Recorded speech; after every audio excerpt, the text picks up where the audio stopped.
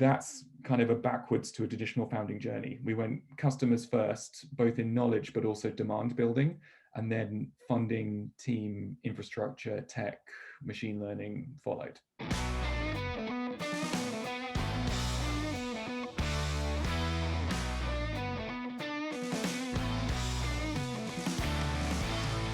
Hi, I'm Jeremy King, CEO and founder of Attest.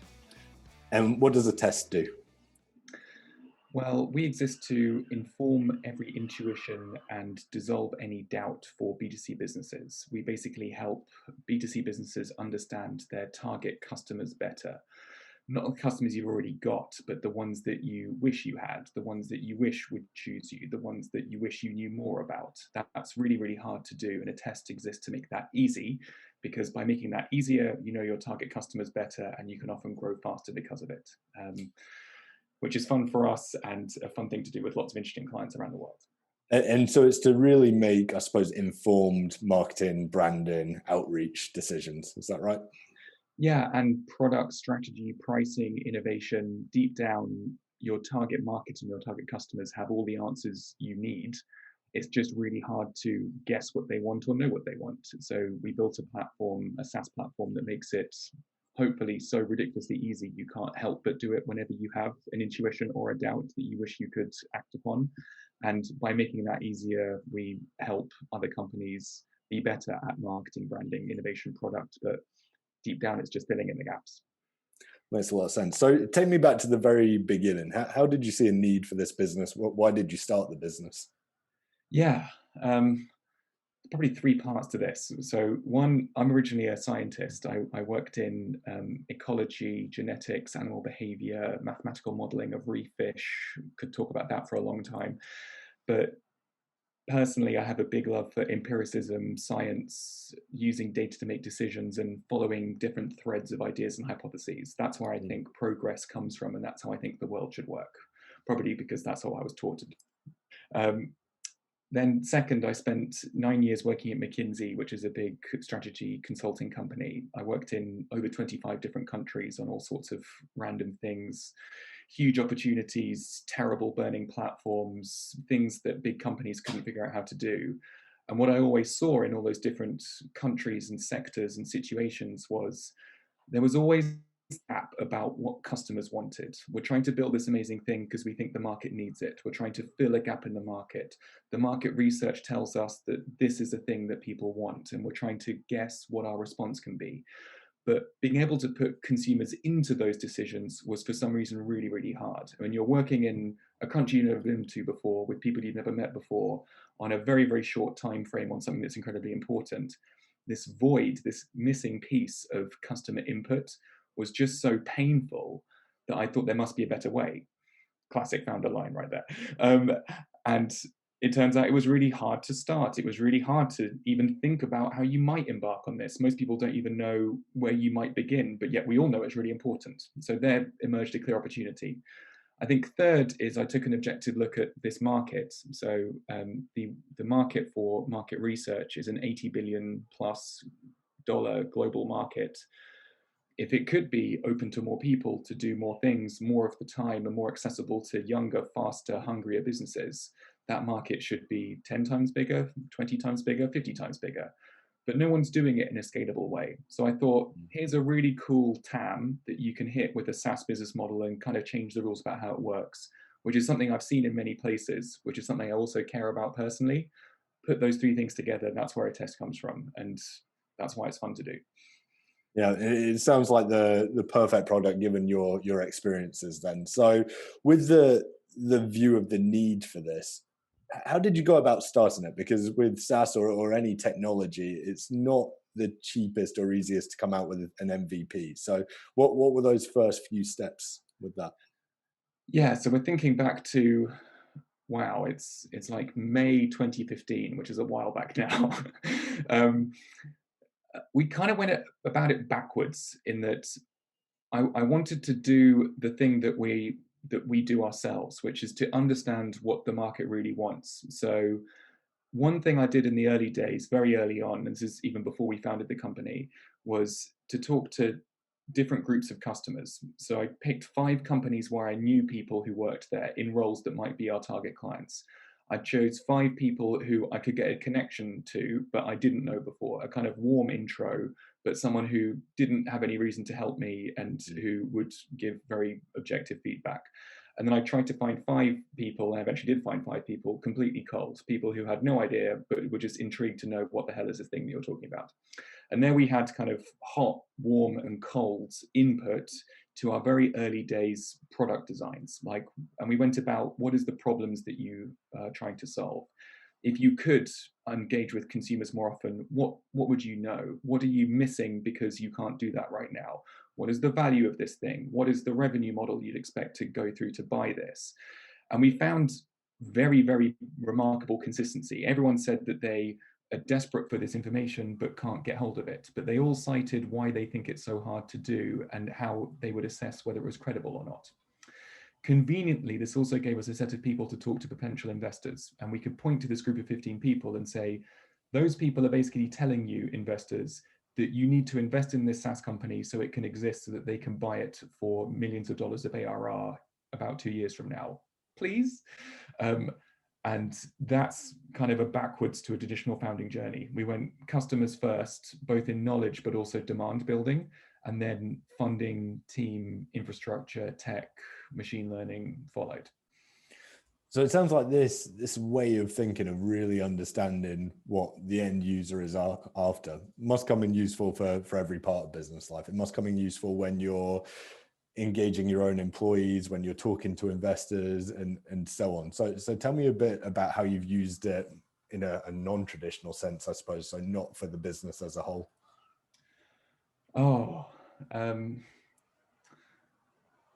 So a couple of things come to mind. So there's some times where some of this approach told us what not to do. So I'll pick one external and one internal. So one external one of the very first people I spoke with about the idea of a test was a very senior person at Expedia. And he basically said the following thing. He's now moved on. He's now the CEO of Ovo. Hi, Ben, if you're listening.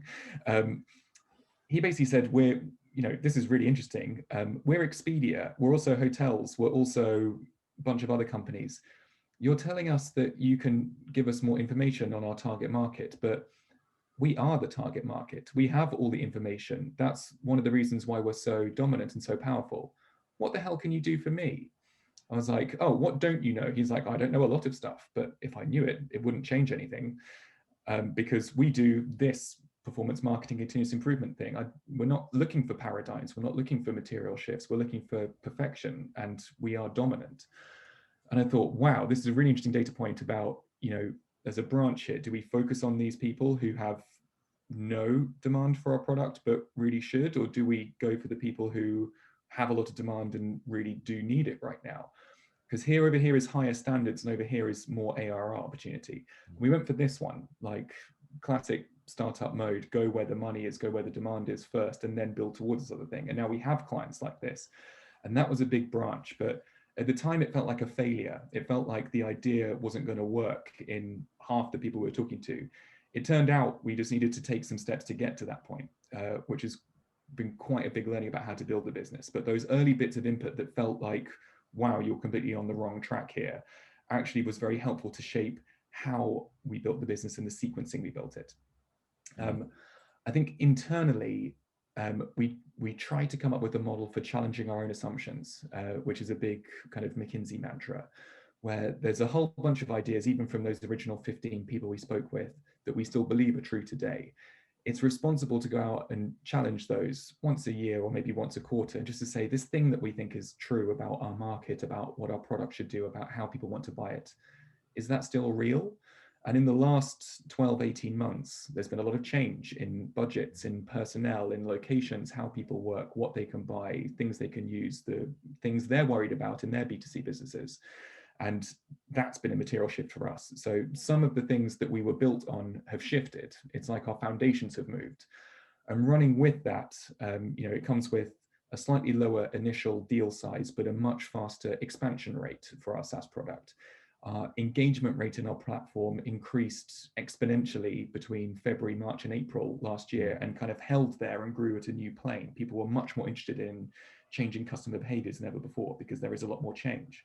All of these things are shifts in our market, but it's, you know, like boats in the wind. The wind is changing, the tide's changing, the waves are bigger, competition is around you, and that's quite fun to kind of tune your engine and your sails to make the most of the conditions around you, and that's a fun challenge as well.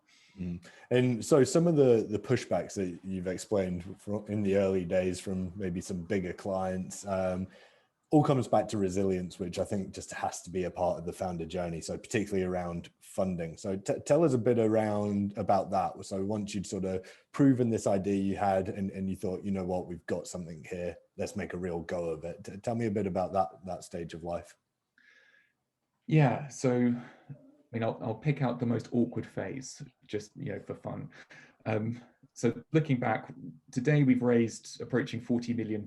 We're 100 people, and it looks like it's a straight line, but it never is. It's never a straight line. I think our worst period was I think it was early 2017. So we just raised our first big round, our first, you know, multi-million round, and we knew we were going towards this annual recurring revenue pure SaaS business model. This is always what we had in mind, and we've been kind of building pieces of it along the way. And we'd started to launch into the market and get real revenue, which is always a really exciting phase of the company, but a really dangerous phase in the eyes of investors. Sometimes having no revenue, but all the potential is better than having some revenue, but not growing fast enough. And after we raised the round, we went into market and we immediately got into this, have some revenue, people are prepared to pay for it, but it's not an overnight success. There's like 2, 3, 4 months past. Big call to commit to all ARR, all paid upfront business model. And that was November the 1st, 2017. And huge growth followed, but it was a massive risk. It looked over that summer period between sort of April and November 2017, it looked like we were making all the wrong choices and there were flashes of success, but just no continuity. And then this giant leap towards the middle model we still have today, combination of luck, building the right patterns, the right test and learn approach, and then fortuitous timing just worked out really nicely. But that was a really awkward stage in our fundraising process. After closing a round, thankfully, before the next one, which then came very quickly afterwards at very different numbers. But that was a really awkward phase, and it went right, but it was hard. And that gives you the opportunity then, once you've raised these funds, to really grow the business and push what you've believed in all along. So you've spoken about how actually you've grown pretty quickly over the last sort of 5 years, to working in 40 odd countries, well over 100 staff. So tell me a bit about the growing pains that come along with what is actually quite an exciting time for a founder, but what's happening behind the scenes. Yeah. Again, I'll talk about the things that come into my mind. So going from, I think a year ago, we were just under 70 people. Today, we're 125. Like, that's an interesting time. Just to add entire new functions, entire new ways of working, entire new systems. We've been also bringing in people who have an experience of the next 2, 3, 4, 5 years into our business today. Which is different from the people who've been in the business for 2, 3, 4, 5 years in the past. Putting those things together is very powerful, but getting that right is really hard. I think some other growing pains have been, there was one Christmas where one of our team, who remain nameless, deleted the entire production database. This is very early days, but we had real client activities, and thankfully we had backups and everything was fine, but there was a awkward 3 days over Christmas where we wondered if our entire product had vanished overnight. A bit like the story about when someone deleted Toy Story 2 and then they found it on someone's laptop. We had one of those, way smaller scale, but for us it was just as big. I think other growing pains have been, there's been times where I think particularly early days, we were quite experimental with our growth model, with our marketing model, with some of our contracting with clients. Like we made constant improvements to how we acquired clients and the terms and commitments they signed up for. But what it meant was over the course of about 18 months, we aggregated like a kind of colorful matrix of different contract styles and structures, which made it very hard then to build a successful kind of renewal and engagement and increase function for those clients. Like they all wanted to grow with us, but we didn't make it easy for them to do it. That was a thing that really tripped us up. Saw it coming to a degree and we were able to get ahead of it a bit, but less variability in the early days would have really helped us in a kind of a second awkward growth period. Trying to think of other ones. What's interesting to talk about? I've got like thousands, but like which ones are most interesting? How about, I think particularly with mentioning the rate the team has grown, how do you manage company culture within your own business and keep that consistent? I mean, a lot of people say company culture comes from the top, which to a degree I agree with, in that, you know, the behaviors you have from the very beginning tend to stick with you all the way through. And company culture doesn't really exist until it's used to make hard choices. Like it's only when you rely on it, use it, it is stressed and is proven and strengthened that it actually matters. So in a way, I do believe company culture comes from the top, but at the same time, it can't live there. In my view, company culture needs to live everywhere, which means that with every single person we add to the company, we're moving the center of gravity about what the culture is. We're adding new skills, new views, new diversity, new opinions, new mindsets, things that we've never done before as a company. And if company culture doesn't move with that, it's no longer reflecting the whole. So the way I like to think about it is it's much more of a kind of peer-to-peer network thing. It's more from the bottom up and it's more all to each other. And that's the kind of manifestation of culture we have. Is I think culture is what happens when the top team aren't around, or culture is what happens when the top-down model doesn't tell you what to do. It's what you believe is right. It's what you know others will see as right. And I think that is in constant motion because we're always adding to it. And for me, I see that as a good thing. So we build our cultural processes, everything from our onboarding to how we talk about our culture, through to things we celebrate and things that we are, you know, very transparent about. It's all about that idea of it's a constantly moving, growing and evolving thing, and that's a positive thing. And that's how we make sure it scales with the company itself, because it is designed to scale with the company itself. One of the things we hear as a frequent challenge with this is when you're growing the team quickly is actually having people that are still relatively new to the company, having to then train someone else who is brand new. And that seems to be where it gets lost in translation a little bit. So have you seen that at all? Yeah, I mean, sometimes with that, you don't have a choice in that when you're doubling team size faster than every year, then the luxury of having people who've been around for a long time training all the new people is something that is just impossible. So it helps when we have consistent tools to look at that help with things like onboarding, things like having a place to constantly check back in on what I learned about culture. I'm always a big fan also of having mechanisms not to test that, you know, the culture is being learned or to test that the training happened right, but just to know that people are making consistent decisions, to know that the culture is evolving and changing, that the way people are talking about things is consistent with what we want, but it also is not identical to the words that come out of my mouth. These are just all indicators that this thing we're talking about is happening the way that we want it to. And it's more constantly looking for that and looking for where it's not happening. People always say if you want to find the world's quietest submarine, you need to look for the hole in the sound in the ocean. And I think the same is true for culture, where you don't see indications that things are right is probably where things aren't right. And that's where to look most. You probably won't hear about it. So it's on us to go and find. And in Attest, that's on all of us because it's part of all of us. So a lot of change in the business then over the last few years. How's this affected your role? What has your role been throughout the journey, and what does it look like today? Yeah, I constantly try to put myself in the position where I don't really do anything.